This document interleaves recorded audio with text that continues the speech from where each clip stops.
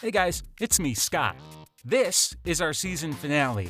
We're going to be taking a break, but we'll be back in 2022 with brand new episodes. In the meantime, if you'd like to think about joining our Patreon, you can help support the show and the artists, as well as get tons of cute little goodies that we're going to be coming up with. Thanks for listening.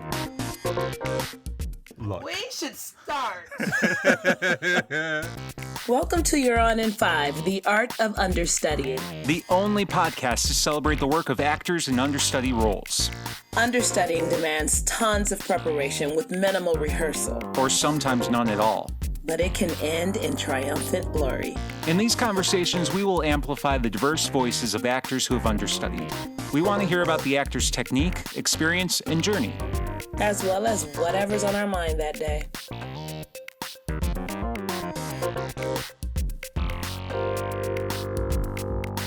I'm Scott Sava. I am your host. I'm an actor. I'm an artist. I do a lot of things. You might know me from a staged reading of the musical Squashed by Refuge Theater Project. Ooh, and I'm Elana. I'm your other host. I also do a bunch of things. You might know me from Broken Thread with Urban Theater Company back in 2009. And today, the treat we have for you is the lovely, amazing, incredible Michael Turrentine. You might know him from The Total Bent that Haven did at some point in our history. Welcome, Michael. Thank you so much. Thank you, audience. Hello. I also was the horse in Brokeback Mountain, but nobody talks about that. Thank you. Were you the front or the back? Oh, girl. Okay. Hey. So we like to get things started with the question, what was your first understudy gig? Well, you two. Hi, everyone. Sorry, I'll be a real person now. Sorry. Okay, so honestly, it's so funny because my first understudy gig was actually one of my first shows in Chicago, which was the Hairy Ape at Oracle Productions. And I was cast as an understudy, but the person who was supposed to actually be the role dropped out in the middle of the process. So I stepped up and became the role. And honestly, it was the first big show that I did in Chicago. So y'all, it was a blessing. That's amazing. Yeah. That was a big one, too. I mean, that was huge. I just got goosebumps remembering it. Right? And I didn't get to see it its first run, but I got to see it over by the lake. Yeah. Yes. Oh, my. Child, I was in the best shape of my life after that show. Oh my gosh. They had us doing chin-ups every single day. Oh my gosh. I was a snack. Anywho. I so loved it. Well, I mean, so you were cast as an understudy, but then you were almost immediately a principal. So let us find an understudy role we can Absolutely. Yeah. So my next go off, she was like, so you not going... You do have understudy roles, right?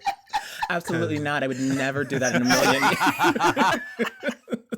So my next understudy gig, okay, everyone, was actually with the Lyric Opera. I was a swing for, it was one of the operas.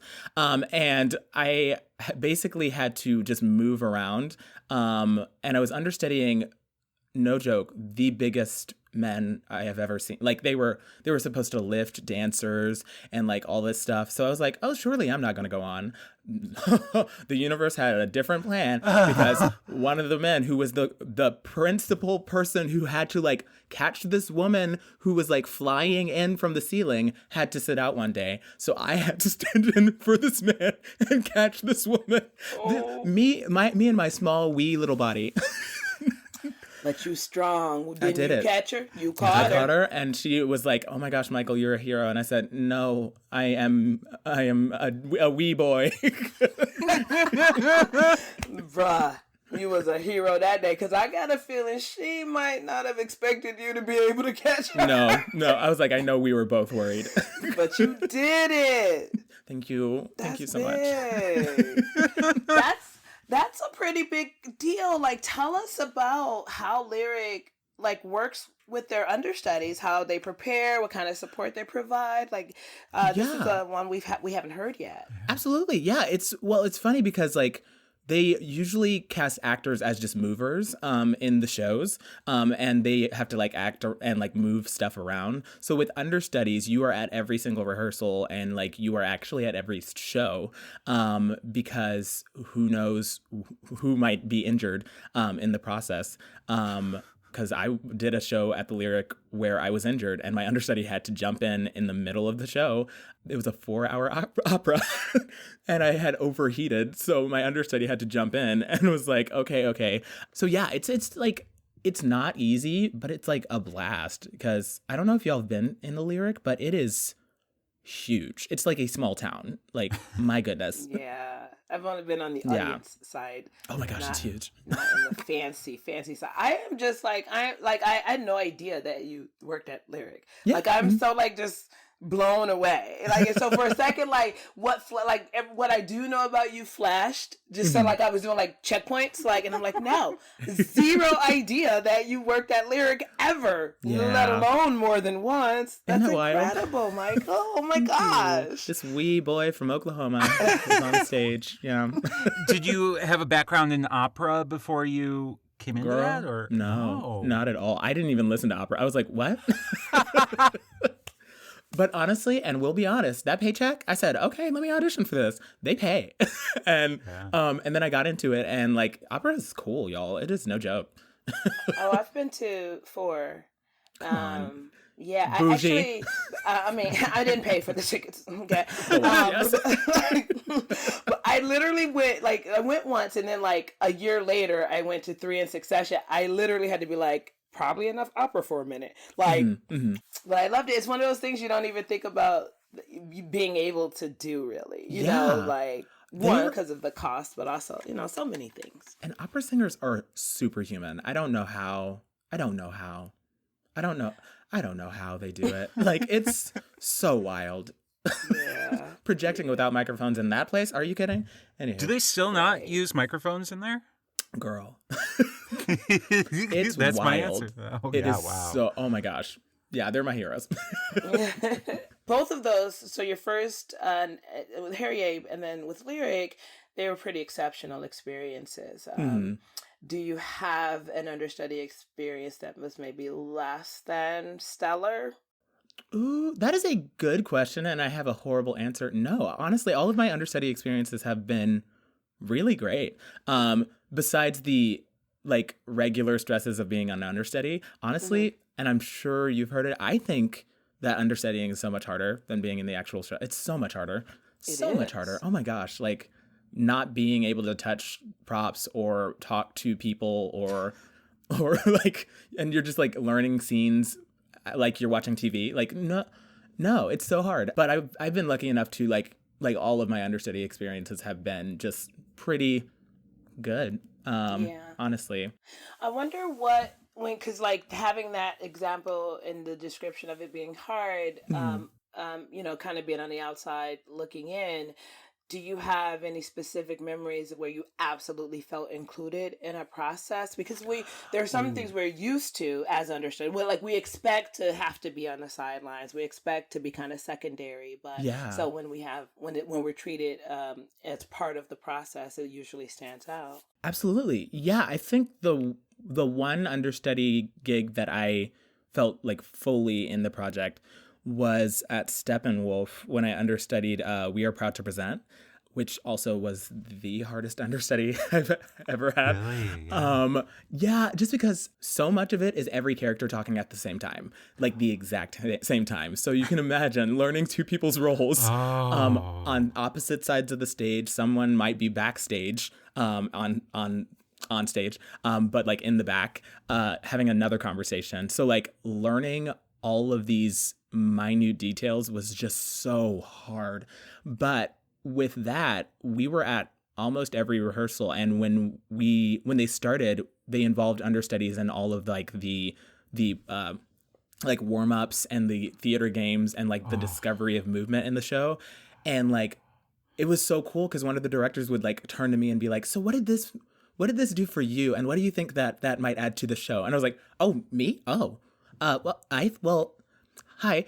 Hi, I'm Michael. I think, and it was just really, really cool. And that was also like my first thing that I did with Steppenwolf. So I was like, Steppenwolf, oh, you know. That's amazing. But yeah, that was the hardest, but also like the most satisfying and like included that I felt in a process. Wow. Did you ever have to go on? No, I didn't. I wanted to. And I was so prepared because of the process. I was so prepared. Yeah. During understudy rehearsals, they would ask us if we wanted to do one character or the other for the rehearsal. And I was like, can I just try both? Like, to challenge myself. And like, here I was being like in 2 conversations on stage. And I was like, this is how I do, everyone. You think that am I playing? No, I'm not playing. I'm a professional. Yes. Not gonna lie, I did that for, I understudied at Remy Bum for Love and Information. Yes. And and I was doing 2 tracks. And we could, it was the option of like, do this one this time and this. And I was like, I could. I didn't do it. I could do it, I think we ended up doing 2 runs, but like, I was ready to just do it. Yeah. You're like, please, let me just. Like, I know them both. So, are 2 tracks the most you've understudied at once? Yes. 2 were the most. Well, 2 speaking roles. With the lyric, I was pretty much understudying 6 people, but they were all movement and like placing things on stage at a certain time. But speaking wise, it was just 2. Would you do more than 2 if asked? Oh, sure. If depends. Exactly. Yes. Money. Yeah. Yeah. Because it's so stressful. Understudying is so stressful. It is rewarding, but it's like genuinely one of the most stressful things I've ever experienced. Well, you've done it so many times, and you seem to have had really like positive experiences. Like, what would you say is like your, I don't know, your secret or your process for understudying that works so well for you? Totally. Oh my gosh. Well, Victoria's secret from me is Line Learner saved my life. Plenty of times. Line Learner is an app, everybody, where you can run lines with yourself. Like, I would fully be, I think this is probably what most actors do, but I would fully be on Line Learner in public transit, like having full conversations on my phone with no one and just seeing if I could fool anyone on the train if I'm actually having a conversation. That's nuts. That is crazy person. I was like, no one's looking at me weird, so I did it. They think I'm normal, and I'm talking to a human. But I was talking to a robot with my voice. Look, that sounds so fun because I haven't been on in public a whole lot, but I was the other day, and I do enjoy talking to myself, and I have to like catch myself in public, but only for the first time on Thursday of this week did I realize that with my mask on, I could talk to myself all day and no one will know. I was so thrilled. I can't believe it took me a year but I don't go out. Like, I'm going to be out there walking around, so I didn't have a reason. But then that day, I was like, oh, this is glorious. Oh, yes. Do you listen to music while you're out? Sometimes, but I don't care about singing. I will sing. You know, I don't care if anybody sees me sing, but I sometimes just be an all-out conversation. I don't know why I'm saying this to our audience, but I do that. And I don't feel crazy about it because I'm not going to leave myself hanging. I'm not going to just like, stop. You know what I mean? I'm gonna some things need to be said out loud. Yes. Can you please make that a shirt? I will buy it. Like, honestly. I will consider it. I will absolutely buy that shirt. Can you make it a tank top? Because I love my tank tops. I mean, you could cut off the sleeves. Thank you. There we go. Okay. Yes, I'll do that. I'll do some work. Back to you. What I think is interesting because, you know, we know understudying is hard and we know that not every, I mean, you've been really lucky on the scale of theater. Like you kind of cut your understudying teeth on a bigger scale where it is built in to take care of you. But what I think I understand about you is that even in the smaller spaces, the way you work counters what could be someone else's negative experience. Yes. You know? And so, and I think that's really, and I want that amplified a little bit, you know, because it's like my perception of how people respond to tech, right? People, you know, there's this expectation that tech is going to be hard and stressful. And I've worked very hard where I can touch a process to be like, it doesn't have to be this way. Yes. You know, like we know we're making a show. We knew tech was coming. You know, it doesn't just all of a sudden turn into this horrible, dreadful thing just because now it's time to tech. Yeah. And so trying to like, you know, just pull people along. We don't have to believe the way it's been taught.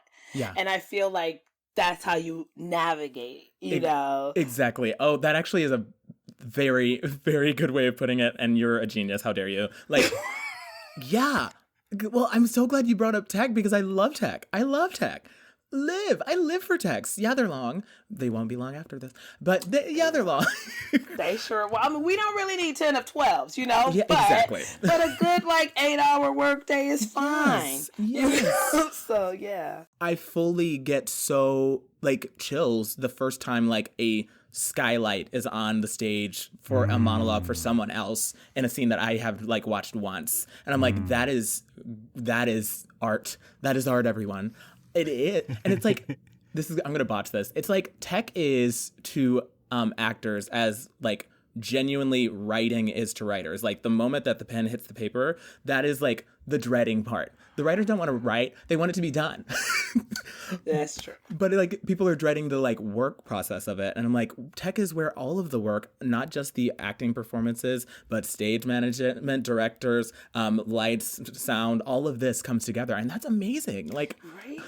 It's like what you've been working towards. Like this is like now you're about to make the show. Mm-hmm. You know, don't be mad about that. Eat your Wheaties, drink your coffee, drop a drop of whiskey in it if you need to, but like come ready to see this magic happen and be part of this magic. So that then, you know, after those 2 days of roughness, you just run into it, you know? Like that's exactly it. Tech is a reminder that what we're creating is magic. And we've sat in so many weeks of like rehearsing that we've forgotten the magic. And then like tech for me is like, oh yeah, like this is magic. Like what?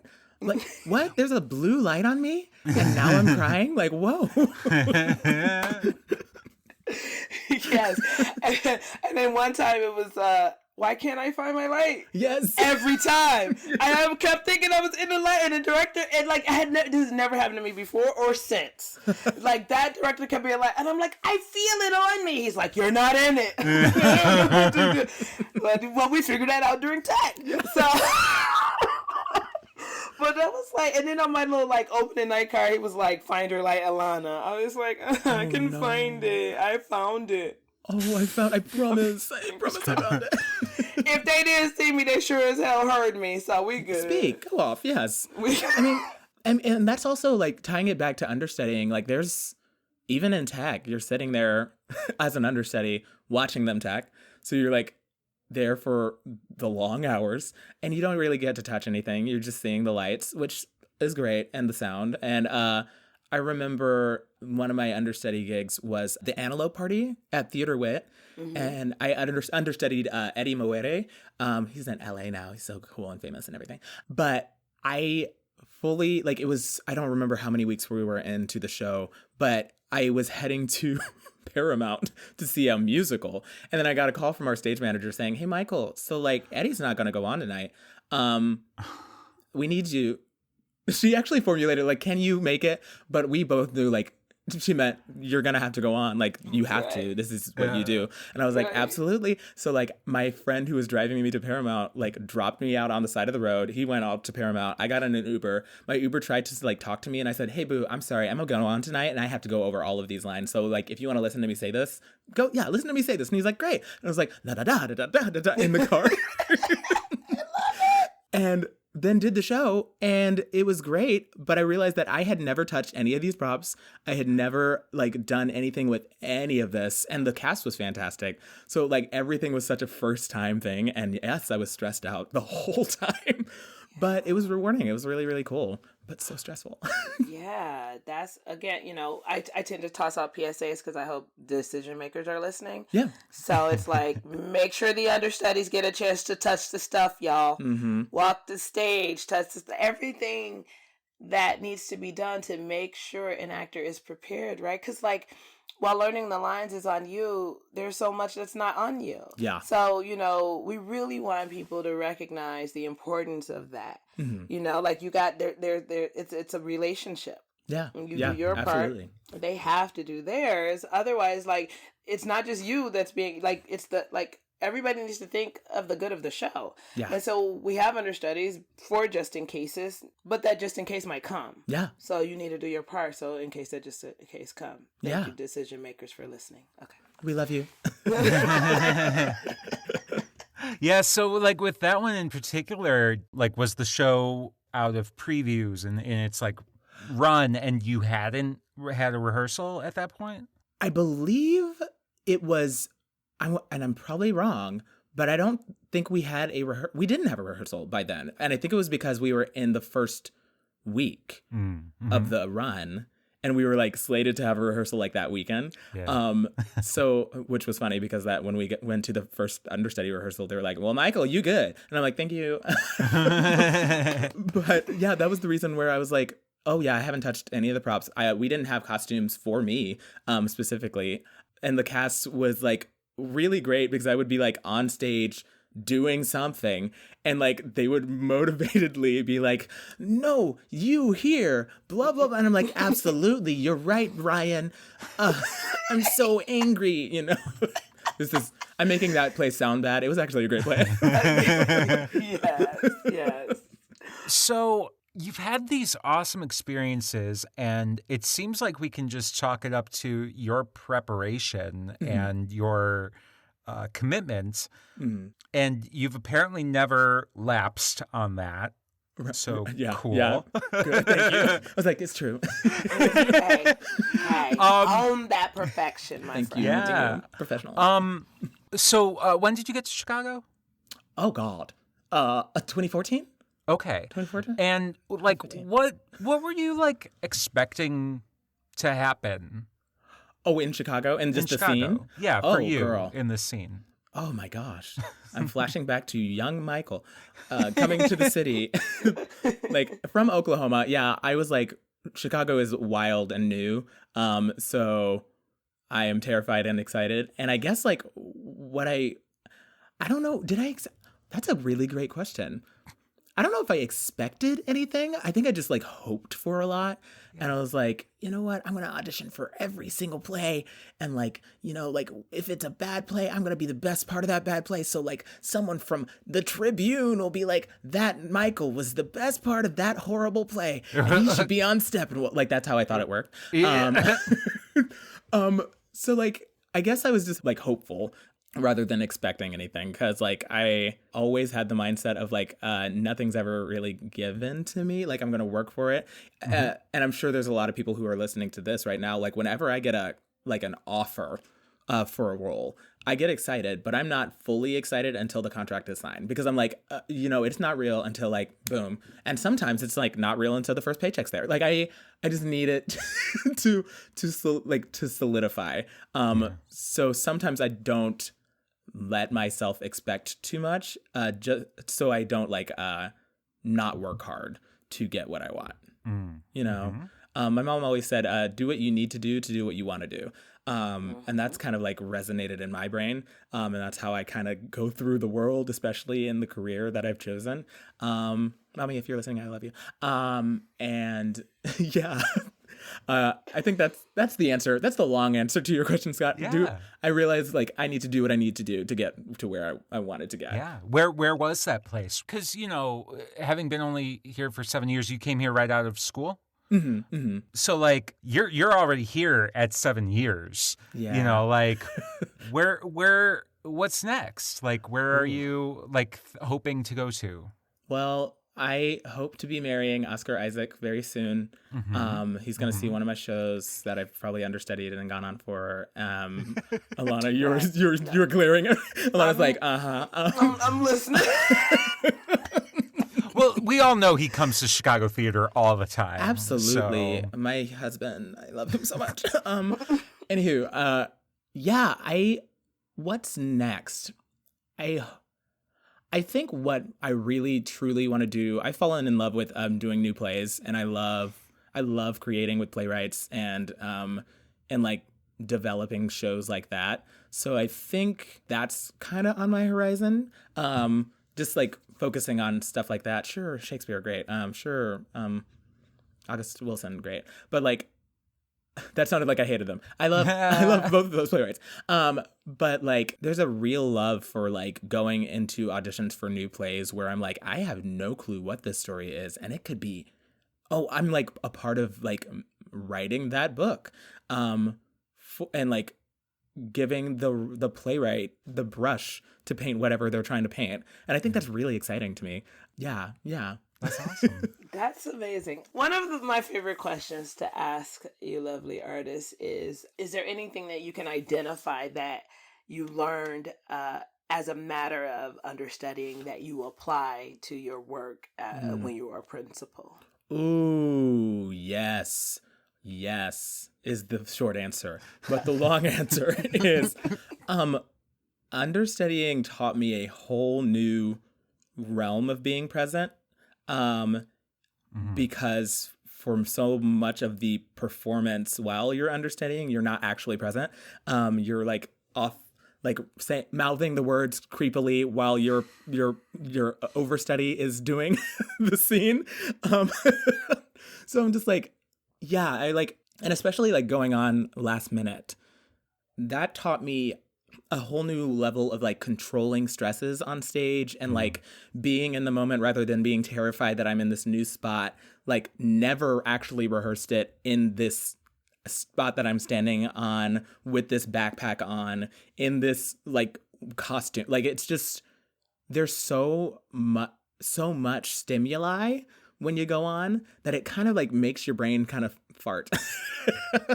And you like, that's when you like start losing lines because you're like, oh, this is just also new. And now I'm not present and I'm in my head and I'm in this theater with these people watching me try to do this role that I haven't done.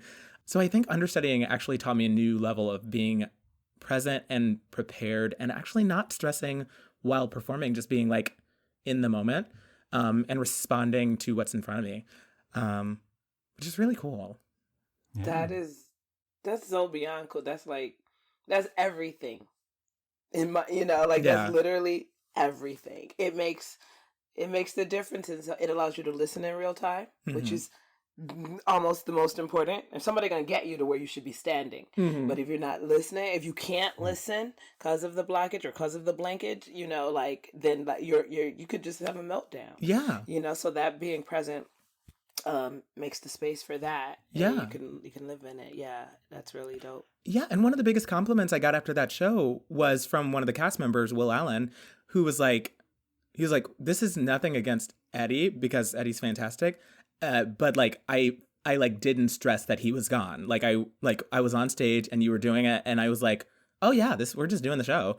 And I was like, that is a great compliment. And that's what I wanted. That's right. For real. It's especially rewarding when they reveal that they did not expect that. That's happened to me. Yes. And then of course I get to be like, what the fuck did you expect? Like it's like I'm Elana Elise. Like I'm not gonna like what are you saying to me? Yeah, what did you think I was gonna bring on stage?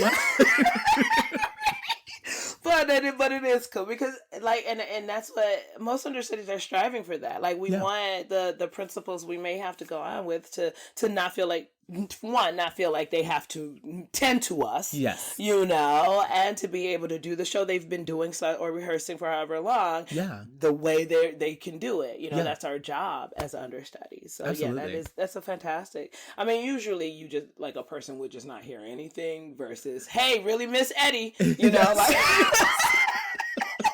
I'm like, yeah, I get it. So he'll be back soon, right? That's really great. Yeah. I'm so happy for you and like everything about you. Oh, stop it. Yeah. Oh my God, that's so sweet. It kind of like, I kind of realized that from everything you were saying that like, understudying makes me feel when it goes well. Yeah. It makes me feel like I am a trusted part of the ensemble that like so much to the point where it's like, okay, look, we know we're not going to get all these rehearsals with you, but you're going to be able to pull it off anyway. Yeah. And I don't think I felt that in earlier understudy experiences that I had, i.e. the ones that like I didn't actually memorize all the lines, which is horrible. On a space. Yeah, exactly, right. But like now, having done it and knowing everything that all the work that goes into it, and like now, like I feel like I can do an understudy job like effectively. Yeah. And it's just like, oh, right, of course I can, because I'm a professional fucking actor. Speak. Speak. There's the proof. Ding. We got proof. That's it. So yeah, that's Yes, you lovely. are, Scott. Yes, you are. Thank you. This is not understudy related, but I just have a question because I don't really know anything about Malima's Tale. And you got a Jeff Award for that. I Congrats. did. Yeah. It's right there. He's got it in camera. Okay. That's amazing. So the role is listed as ensemble on your resume. And I just find that so interesting that like you could be an ensemble role and still be chosen like singled out. and it wasn't just you, because my friend Maddie Pell, she also like had a ensemble role, and I was like, get it, like the role was literally called like Girl 2 and 3 or something like that, like and I was just like, yes, if you can steal a show with that kind of role, fuck yes. So I want to ask, like, what was it about your role in Malima's Tale? It was... Thank you, Scott, for that fabulous question. It was... Thank you for your appreciation of my question. I'm too much, y'all. We love it. Yeah, that show is gorgeous. If you haven't read it, you should. It's beautiful. Lynn Nottage. And it was wild because like I did the auditions and I actually got the roles that I didn't audition for. And I only auditioned for one of the roles. And I ended up playing 4 different characters. So when I got the offer, my first thought was like, how am I going to do that? Like how? Every single role has a different dialect, from Kenyan to Ugandan to Zanzibar. And I was like, I've done one of those dialects. Wow. But so I was terrified. But it was such a cool process. Jarrell Henderson, who directed, is phenomenal, y'all. Oh my god! And I think what surprised okay, how do I say this without like stroking any type of ego? I think what surprised people about me in this role is I'm just this sweet little gay black man from Oklahoma, you know, Pisces. What's up? And in the play, I had to play a elephant poacher who mainly carried a machete and a bow and arrow. Then I also had to switch and play like a ranger who protected all the animals from Uganda.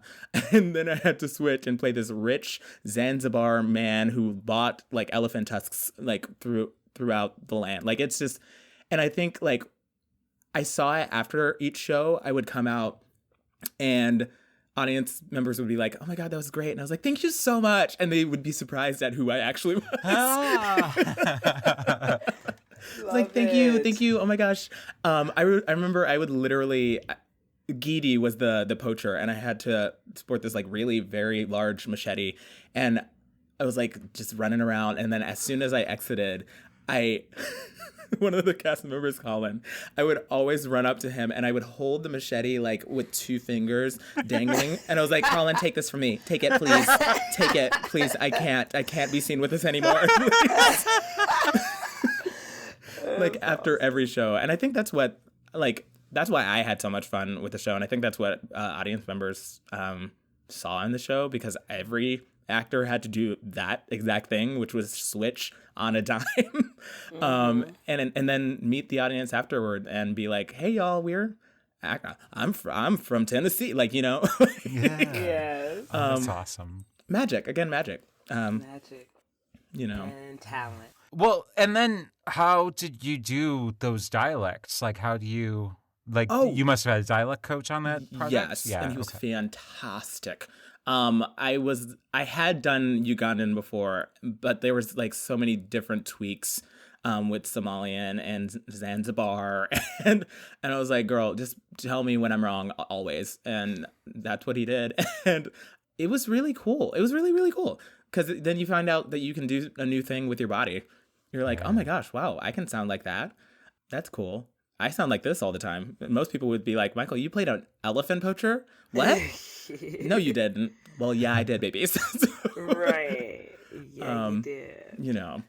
That's amazing. I've never seen you on stage, but I'm still like incredibly impressed by your like, I mean, it seems like you've done a lot of very physical roles that have been very different. And then to hear that Malima's Tale, and then I imagine, Total Bent must have been something completely different. I didn't see that show either, which I'm bummed about because I love Passing Strange. Oh my God. It's my favorite. Like, I love that. So good. So like, A, did you get to meet Stu? And B, what was that whole show like? I didn't get to meet Stu. I wanted to meet Stu so bad. Yeah, he didn't come see it? No. It's all good. Maybe he'll just listen to this and he feels bad about it. Stu will call Oscar Isaac for me and be like, hey, so you need to talk to this man from Chicago because he's into you. That is what's going to happen. Yes. No, The Total Bent is literally one of my favorite shows that I've ever done. It was Lillian Brown, and I had been waiting to work with her. Oh my God, she's a dream. And it was just just church, like for every single audience, and choreography by Brianna Arzell. Hey, Brianna. And I cannot even talk about that show enough. And it was like, the way that Brianna and I talk about it, we use the word electricity because there are those shows where you just feel like, oh my gosh, there was a spark in there. And it was kind of every single show. And then we took a second after the run closed, and we were nominated for several Jeffs. And at the Jeff Awards, we performed like the hit, like the show-stopping number. And I remember everyone actually went onto their feet. And a lot of the people had not seen the show. So they had no context. But we were like belting and singing and dancing, and everyone stood up. Ricky Harris had a tambourine, jumped up, like threw it to Brianna on stage. It was insane. And it was just like, really, it's like I have never experienced a show that could do that with one song in a room full of a lot of people who hadn't seen the show. And I was like, that's fantastic. Like, wow. It was so good. It was, awesome. Y'all, it was I so hope good. they bring it back. I hope they bring it back. Oh, I hope so. Well, let's remount that. Yeah. Michael, how long have you been performing? Ooh, I started theater in high school. Okay. What did you always feel like this is what you were gonna do, or what we like to ask is, what was your aha moment that let you know that this is what you were gonna do? Like, oh yeah, no questions asked. Absolutely. My aha moment was, and I tell this story every time, when I first watched Jurassic Park. And I know it's like a left fielder, I know, but like I saw the movie and I turned to my mom and I was like, wait, those are actors? And she was like, yeah, and they built those animatronic dinosaurs for the actors to like play with. And I was like, and they get paid? And she was like, yeah. And I was like, that's what I want to do. So like after I saw Jurassic Park, I was like, I want someone to build a world for me and I want to play in it. That's perfect. That's awesome. I love that. I think it would be time for the hustle, yeah? Yep. All right, it's the hustle.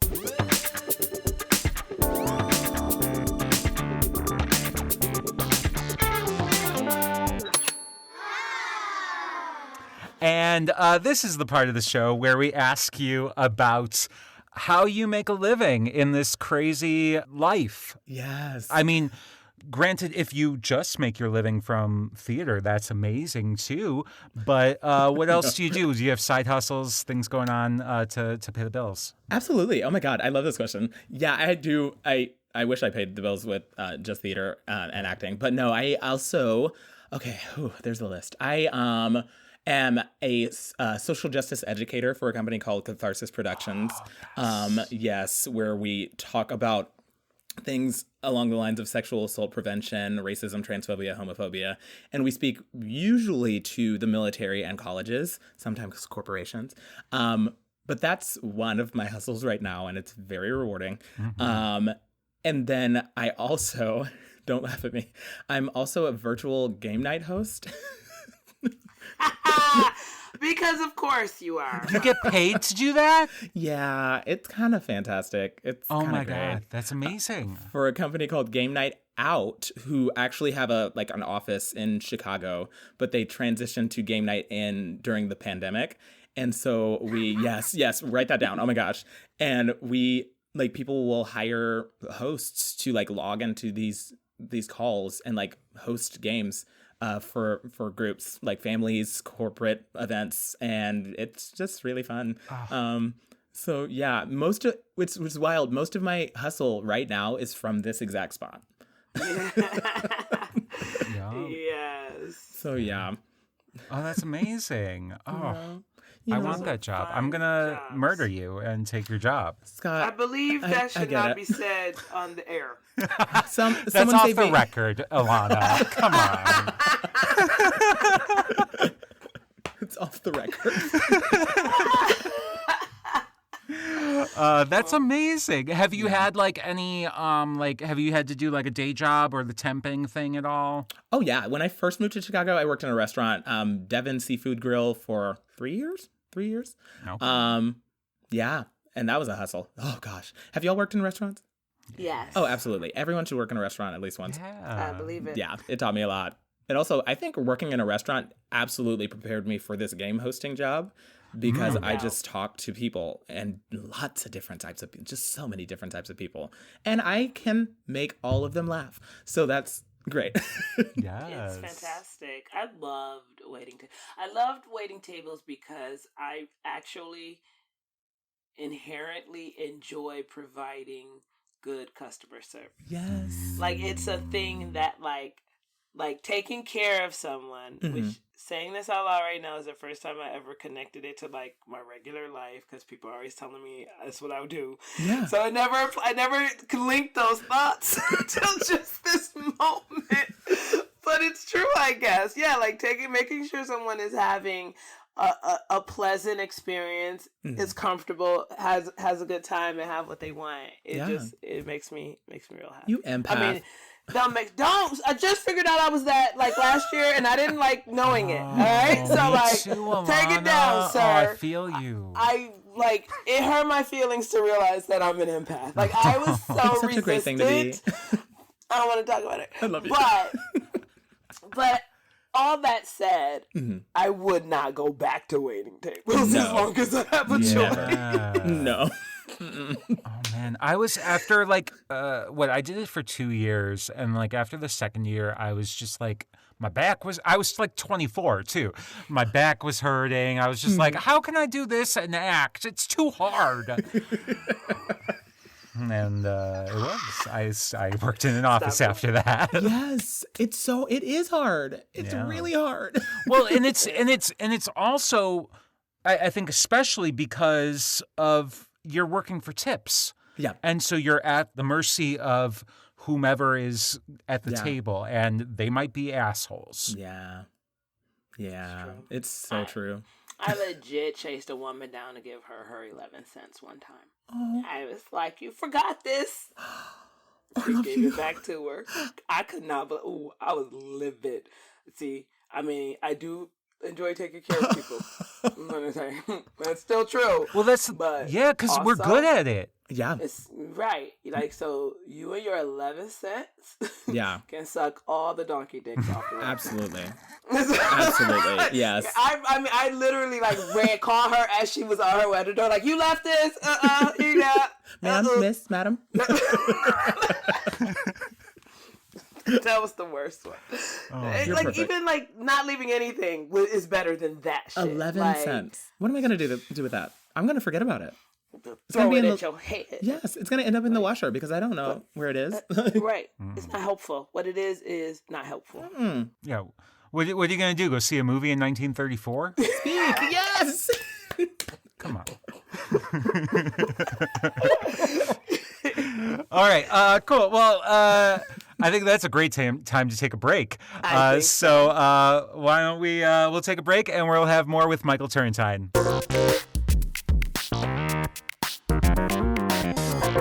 And we are back with Michael Turrentine. Hey. Hey. And now it's time for the breakdown.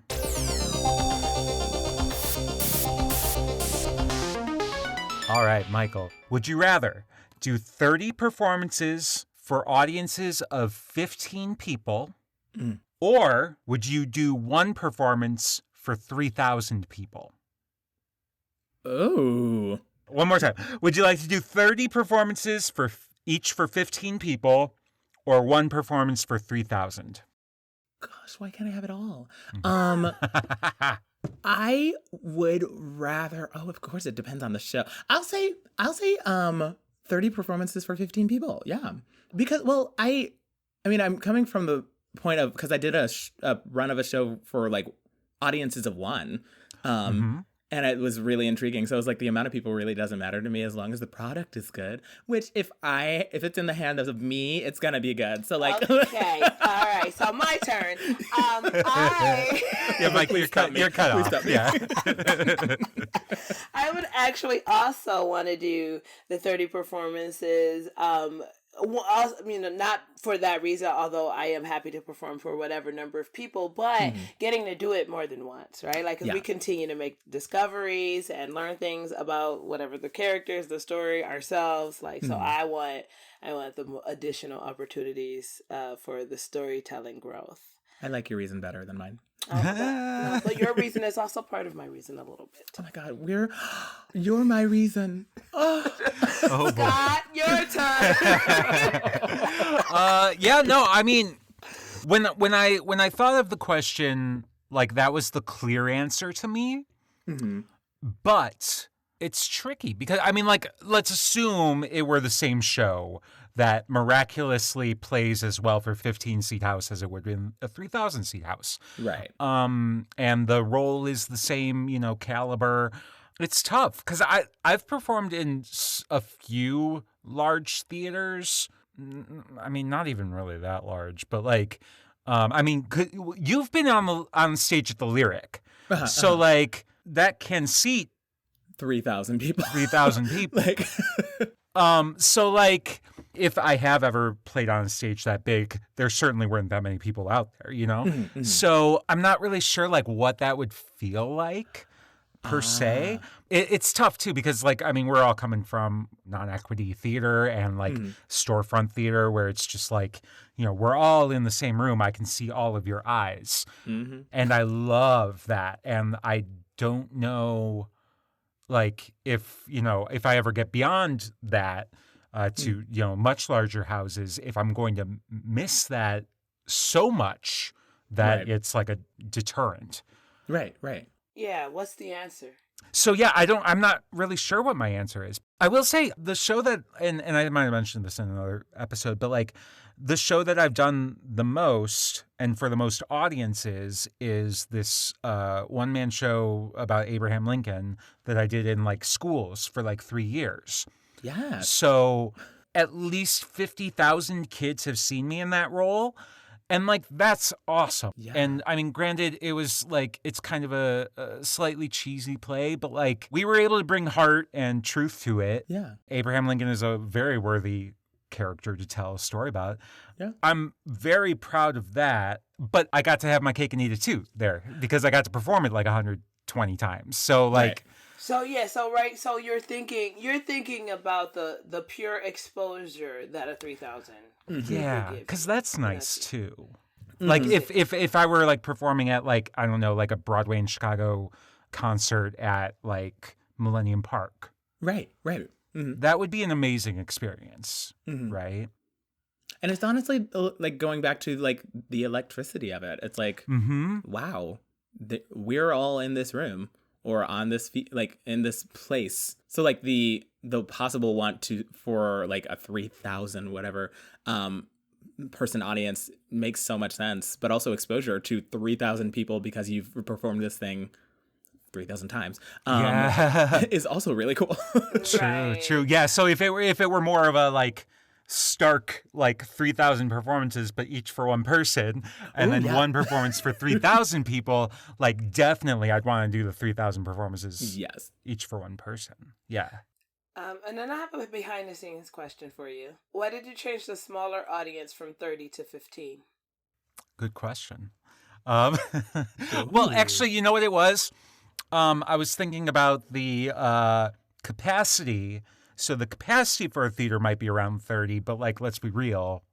Well, see, I think with a hypothetical question, we don't sell out houses all the time. Right, but like that's not like the ticket sales aren't part of the question, right? Like, true. You know, like for what we're thinking about, you know, number of performance versus number of people. True. We can fill the houses in our imaginations every time to answer this question.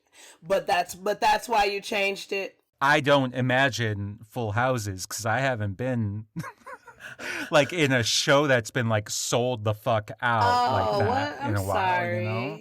I know it sucks. I have more than once. Hello, everybody. It's Michael again. I'm going to be the middleman in this. There's a few shows. But you know what's funny is that people so rare, like people don't believe it. So I have had people miss shows. I'm like, because they think it's just a ticket selling ploy, and I'm like, no, seriously, it's selling out. Like, you know, eventually, like they come to realize if I say that I'm not just marketing, I'm saying get your fucking ticket. Right. It's like I promise I will never tell someone a show is selling out if it's not. Oh, absolutely. But yeah, because people in the smaller theaters, which is where I play most of the time, people don't expect those to be sold out, and so they are learning their lessons. Yeah. when you got Elana in a show. Yeah, okay, well, It's real. I didn't say that. I mean, Brings the crowds. Sometimes, but that's not what I'm saying. But every now and then. But like not most of the time.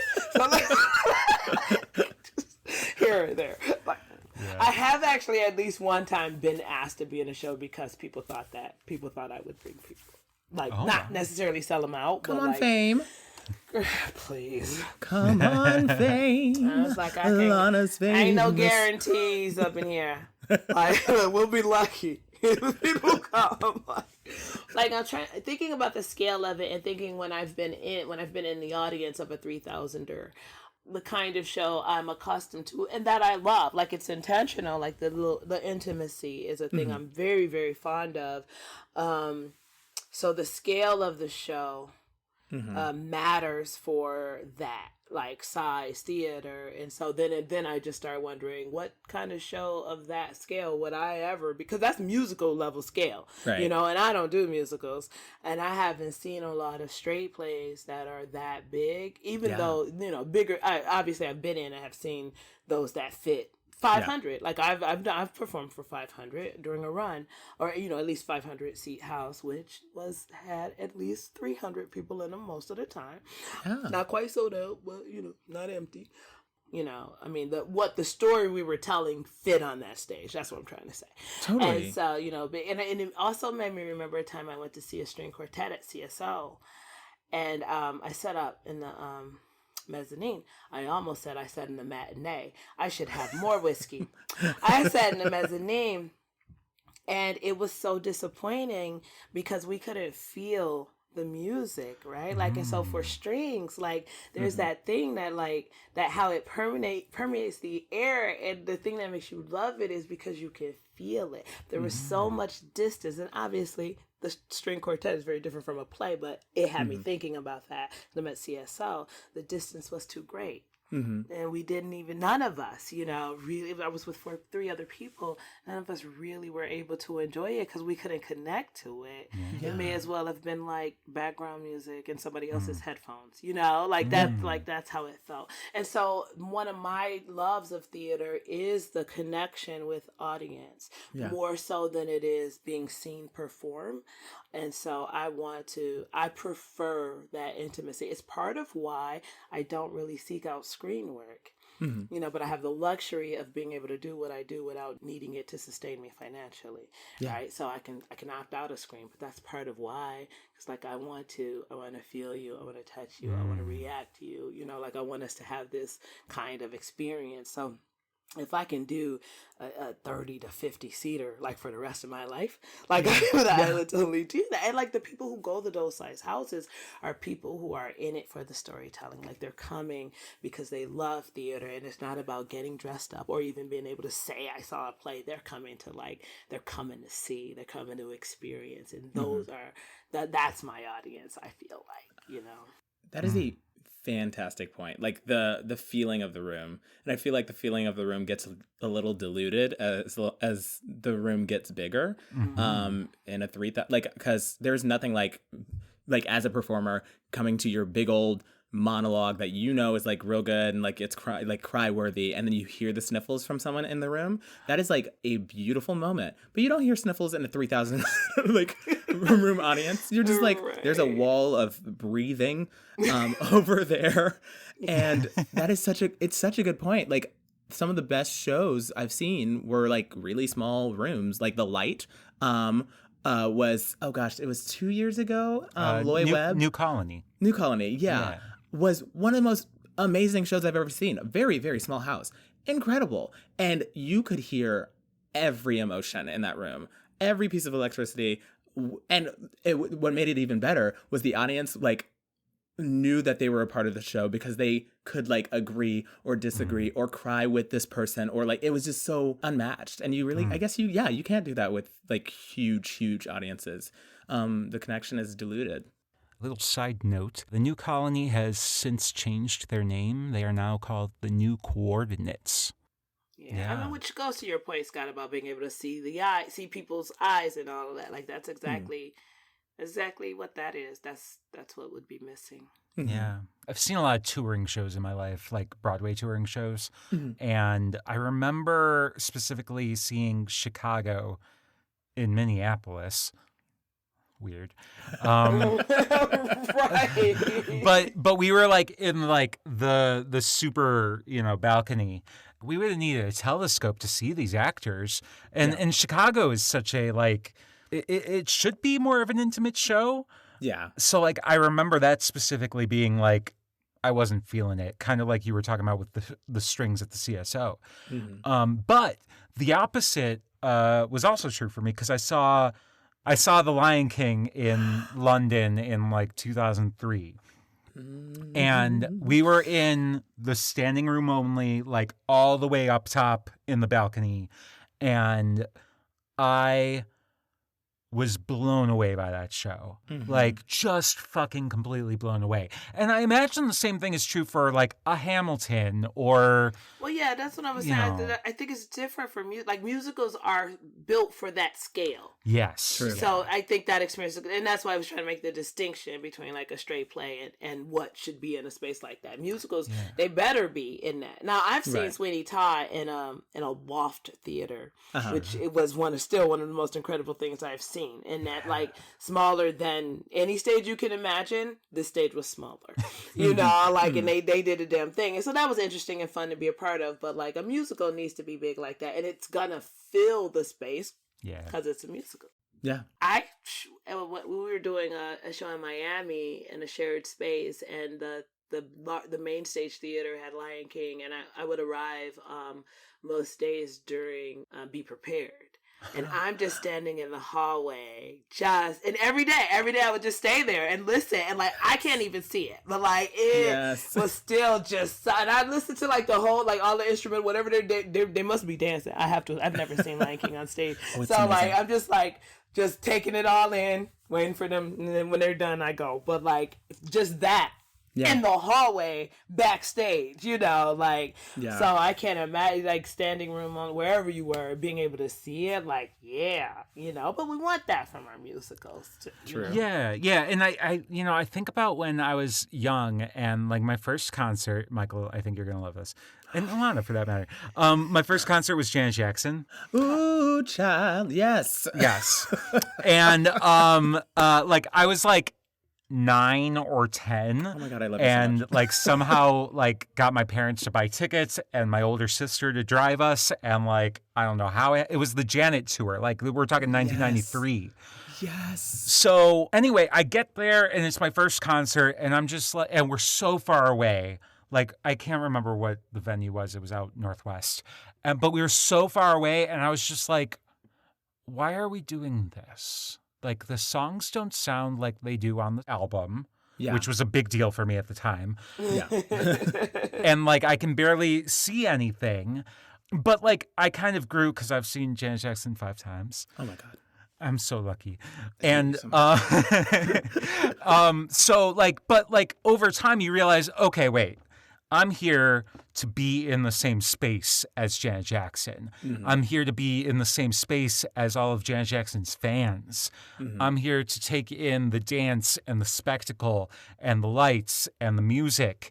So like to put it in the perspective of like the scale of a show and how like Hamilton fills the space, like not every show, not every theater is like that. And as an actor, like if I were part of an ensemble that was like doing a show like Hamilton where we were like filling the space like that, that would actually be as amazing to me as being, you know, the star of a 4-person play in a small theater. I agree.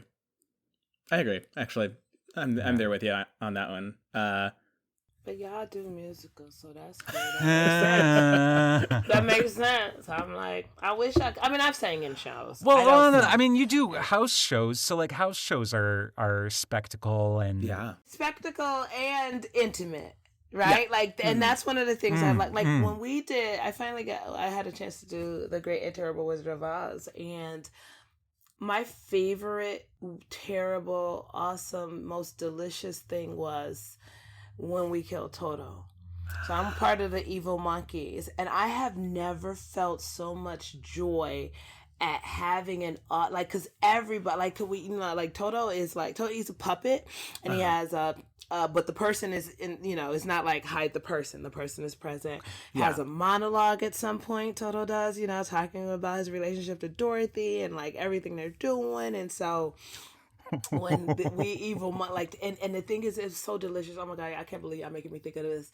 But so like there is this most amazing neck crack that is in complete and total silence, and these people do not see this coming. They see Toto being threatened, but they do not see this coming. And I'm telling y'all what, the smirk every time, like I hear that crack and hear the gasps, like it's pure satisfaction, not because we killed Toto, but because we have them. Yes, we have them. Sadly, some people cried from that moment through the rest of the show. Grown folk, like devastated, but even now I'm getting goosebumps now. Call back. Because, and like I'm crouched down on the ground, and just it would wash over me, just nasty smirk of evil satisfaction. And it is the only time that I've ever had to have a moment like that I've ever had to live a moment like that. But it was so good because the audiences every time were so invested. Yeah. You know, and like to have joy because we broke their hearts is only joy from their experience of the show.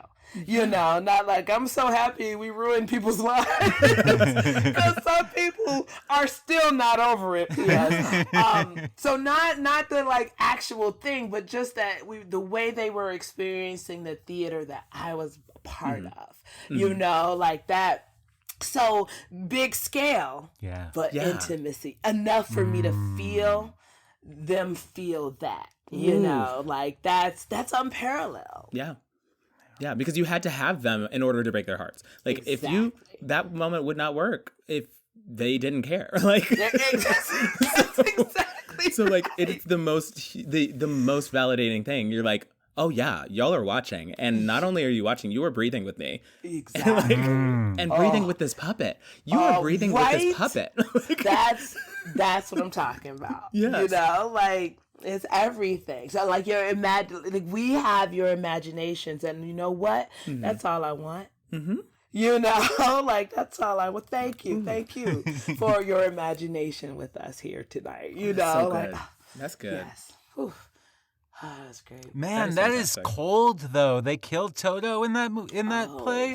Shit, yeah. Does that happen in the book? Like, just don't make me smirk, Scott. Like, Oh yeah, they did. They destroyed. Does it turn out that Toto's dead at the end too? Like when Dorothy goes back home? Toto's neck gets cracked. Okay? It's not a dream though. It's not. Nobody's dreaming. Toto's neck gets cracked, Oh my god. Oh my god. and Dorothy Wow. has to find her way without him. Wow. I'm obsessed with you. I hope you know that. If you didn't know that before, I just wanted to clarify. How can you not be? Right. Stop it. Oh my goodness. Yeah. Okay. That was a good juicy breakdown. Who knew? Yeah. Yeah, it is broke down. There we go. Oh man, I'm sorry guys. I think it's time for props. I'm obsessed. Props. All right, it's time for props. So right about now, we just want to give some shout outs. You can be understudies if someone came to mind, or assistant director, stage manager. We're looking for like a little bit of not who don't usually get the start. The spotlight. Absolutely. Yeah. Oh my god, yes. Well, first of all, I couldn't pick a stage manager. I was gonna just give a prop to like every single stage manager because every single stage manager deserves props.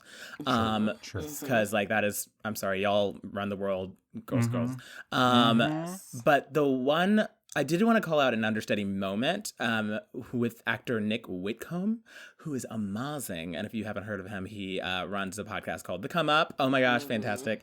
And he understudied the Total Event.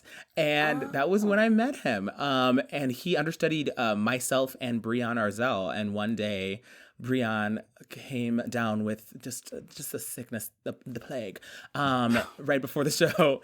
And Nick got no notice to like just go on that night. And did he destroy it? He slayed, like destroyed, had the audience in his hands. Literally one of the best moments I've ever seen. So I just wanted to give him props because he's fantastic and I love him. I love Nick. I love me some Nick. That's awesome. Elana, you got any props for this one? Maybe you. Yeah. Okay, go. Well, I'm going to share the one that I kind of shared with you today. There's a YouTuber. Her name is Khadija Mabo, and she's fucking awesome. Yeah. She does some YouTube videos about the latest one I watched today was about the casting of Hamilton and colorblind casting versus identity conscious casting. Mm-hmm. And she fucking name dropped Lavina Jadwani. And I was like, Chicago! And I was really excited about it. And I kept on watching her videos, and they're just full of good, juicy tidbits of intelligence and stuff about those topics. Like she has one about Bridgerton. She has one about Miss Saigon.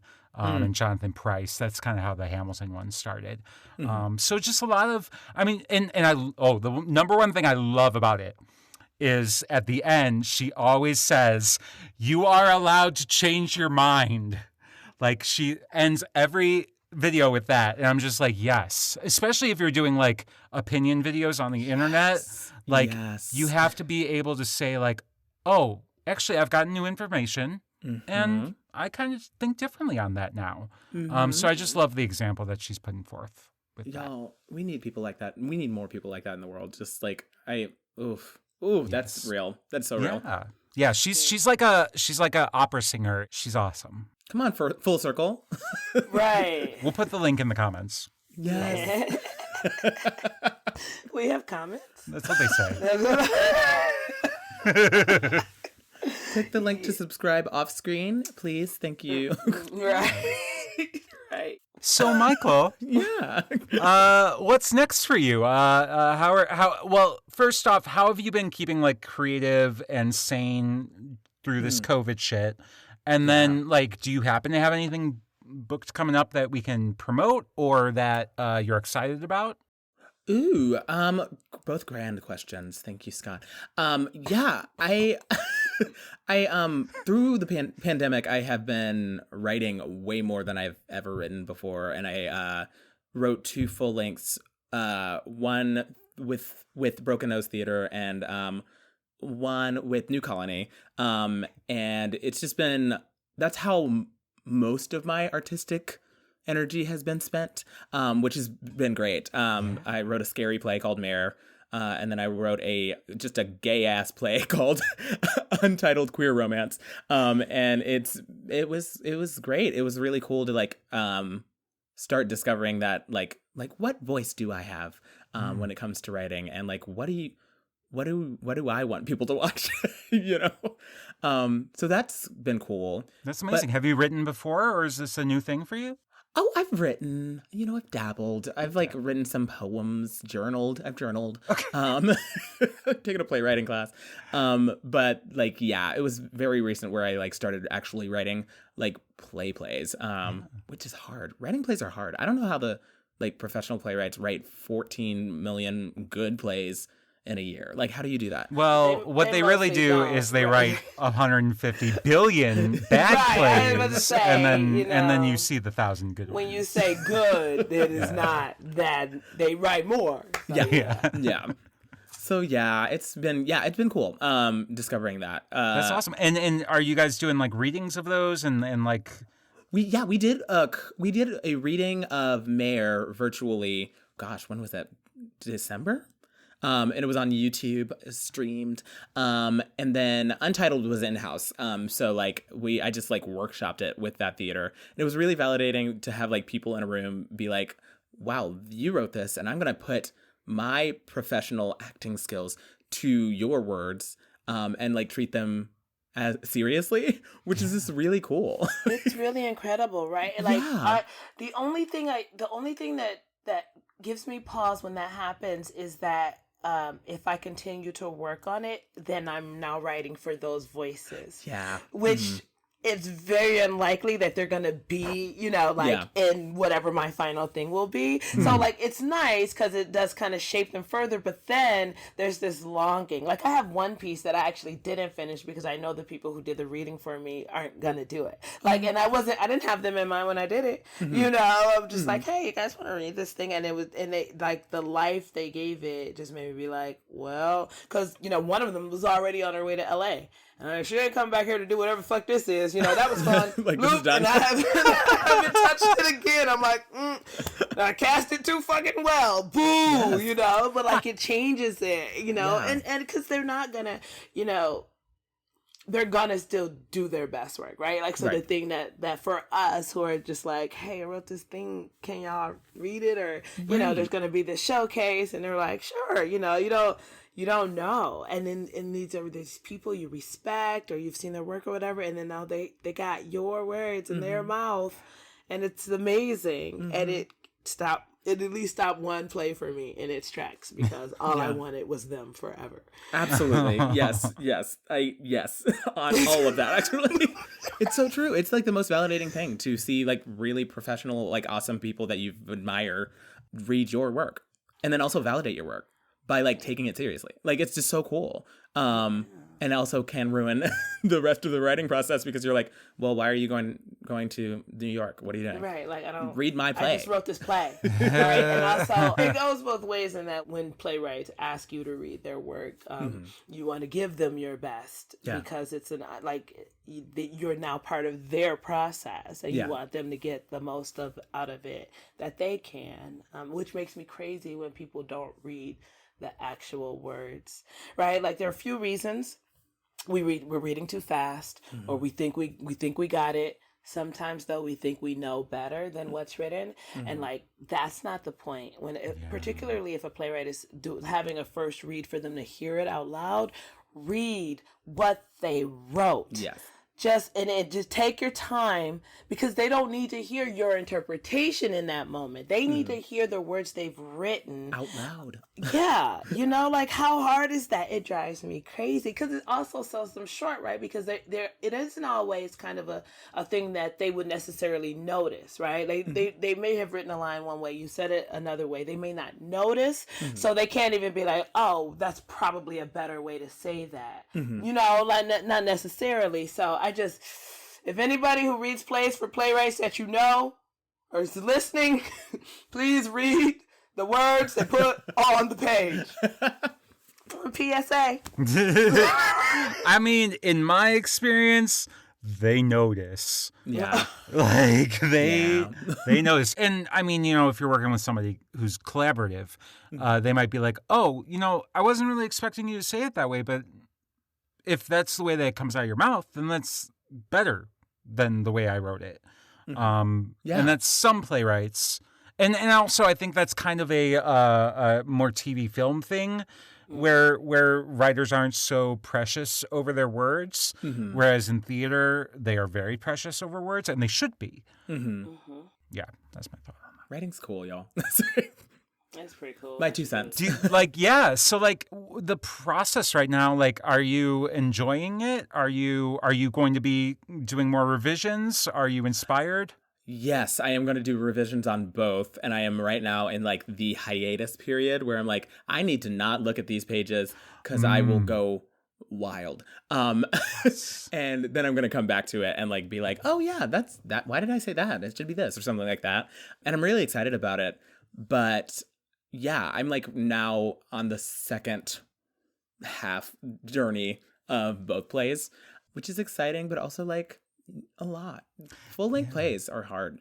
They're just so hard. Well, it's like, because you think you're done with it, you have people read it, and then you're like, oh, I'm not done with this. This is actually the first step of like many thousand steps. Yes. I have nothing else. I thought it was clever in that last draft. Right. I can't be more clever. What are you talking? Like, what do you want from me? Oh, and then what if you get into like the big problems of the plot? Yes. Like, oh gosh. Oh, you noticed that doesn't make sense? Like, why does that door lock? Shit. Like, why? Okay. Why? Like, I remember writing or getting criticism for my writing was so much harder than getting criticism for acting. Because like acting, I'm used to it. I'm like, okay, great, I can change this up. Writing, someone would literally not even be giving me criticism. They'd be like, why did Thomas like turn left here? And I would be so defensive. I'd be like, because his mother in his history, blah, blah, like just like go off. And I'm like, oh, like, wait, actually, you were actually just asking a logistics question. And I was defending the like origin story of this character for no reason. Hilarious. And I have to say, when people ask me to read their plays for a critique, I have to say, are you... like, you realize who you're asking, like, so if you have to know that if this is what you're asking me to do, I'm gonna be on. And usually they're like, well, that's why I'm asking. But like, I have to check because people make assumptions. Yeah. And like, I'm not, if I have some things to say, I'm gonna share them with you because that's what you asked me to do. I mean, honestly, I would never give a script to Elana and be like, say something nice about this. I legit thought you were just about to be like, I would never give a script to Elana. Like, I think Michael thought you were going to stop there too. Like, No. Actually, quite the opposite. Alana, if I want to get an honest opinion, I would give my script to Elana. Thanks. Yeah. I'm here to help. Yes. Oh my God. Y'all are just adorable. Y'all are there. We love each other. We do our thing. I had to write a film. He used to work at my work. He's in LA now, or he was. I don't know. Maybe he's made some films. But it was like, within the first 2 pages, I could have told him the whole story, right? And so I was like, hey, bud, this what you mean to do? Because like this, that doesn't seem like a movie worth watching if I already know. Speak. And he got super defensive, and I'm like, I'm like, it's the there's literally nothing new about this story that you're telling, and I know that, So he's like, well, things are always recycled, blah, blah, blah. And I'm like, why bother then? If you don't have anything new to say about what this is, what this point is, whatever, why are you making this? Why do you want to just make something that has been regurgitated again and again? I mean, and he went through his feelings. He didn't let me read a second draft, but he'd made the film, and notes were taken. Okay. And like, yeah, and it, and he acknowledged the artist's sensitivity while we were talking, and of course, I wasn't being disrespectful or anything. But he heard me, and I didn't give him any suggestions. It wasn't like, what you should do is blah blah blah blah blah. Yeah. It was like, there's zero new about this. Like there's one moment that I couldn't have told you was going to happen. You know, like literally one little thing that I wouldn't have guessed. Everything else from the first 2 pages, I could tell you. You know, so it was good. It made him stretch his muscles. He made the film. He used my picture to be this kid's mom. I was in it. Come on. Yes. But anyway, it was an interesting conversation because he was the first, like to have that extensive a conversation that was part defensive and actually listening, you know, like, and then actually work on not making it so basically typical. Yeah. You know, like that was cool. I was glad that we had that, you know, that I had that experience of having that kind of conversation. I mean, parts of the process are painful. Yeah.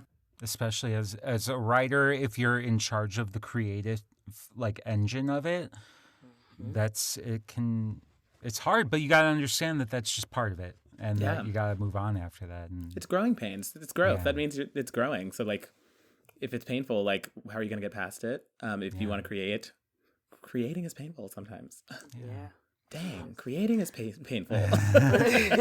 Michael, can you tell us more about your pain? No. Do you have anything coming up that you are excited about, or what's this Unwell podcast? Oh, yes, Unwell. Unwell, a Midwestern Gothic mystery. I've been in this podcast for a couple of years. I play a character named Wes, and it is basically like a horror podcast with twists and turns, and it's really an audio drama. It's hilarious and phenomenal and, like, it's terrifying and great. Also introduced me to podcasts, so... Now I'm here being interviewed by y'all fantastic fools, and I probably would not be here if I hadn't started like on Unwell, knowing what a podcast was. You know, you'd be here. Yeah, you'd probably be here. Oh my God, me. I mean, it's not like we heard about the podcast and then got you. I heard about it like just now. I heard about it earlier when I checked in with Scott about your sound setup, and he was like, he does podcasts, and I was like, okay. I heard about it 5 hours ago. You know, honesty is the best policy. Oh, Lord, do I know it? Elana, what's up with you? What's new? Listen to me. Oh my God. Okay, I will. First of all, even though this is later in the spring, my birthday happened. But I want to say this. I watched the Grammys. I didn't watch the Grammys the day they aired because I only know you said something about the Grammy. You told me who won. I think that was you. Somebody. Okay. Me or Scott, Michael? Not you, Me? Scott. Oh, okay. Like when we got on, I feel like you were like, so-and-so just won a da-ba-da-boo. Oh, probably, maybe. Okay. That sounds like something I would say. Yeah, exactly. Those words, a da-ba-da-boo. And so, but I still wasn't going to watch no Grammys because I don't care. And then I found out Trevor Noah had hosted them. And I was like, oh, well, I'm going to watch the Grammys. So it took me like a week. First of all, can either of you tell me, was that MC Light as the announcer? Oh, I didn't watch the Grammys. You didn't watch that. I think it was. Are we talking about from the rap section of Janet Jackson's "You Want This" remix? No, we're talking about MC Light in her own accord, standing on her own in her own amazing power. That's what we're talking about. Okay. Okay. Right. Okay. So I think it was her. So I got to find that out. But it took me a week to watch it because I don't really care about the Grammys. However, I did watch the whole thing and I loved it. Like, I want them to do it, this partially live, partially recorded performances. Like, because what it forced them to do was have the artists who were up for Record of the Year or whatever, do these little video stories about their journeys, which was amazing. Yeah. I found out that I am in fact not annoyed by the baby or Lil Baby. Me too. Yeah. Right? And like, cause like, I've heard of them. I've heard a few things. The one thing, Lil Baby in a song, he say, "Bitch, I'm Lil Baby, wah, wah, wah." And it pissed me off that those were lyrics, right? So I'm Agreed. right, but then but now I know a little bit more about them and I can forgive that.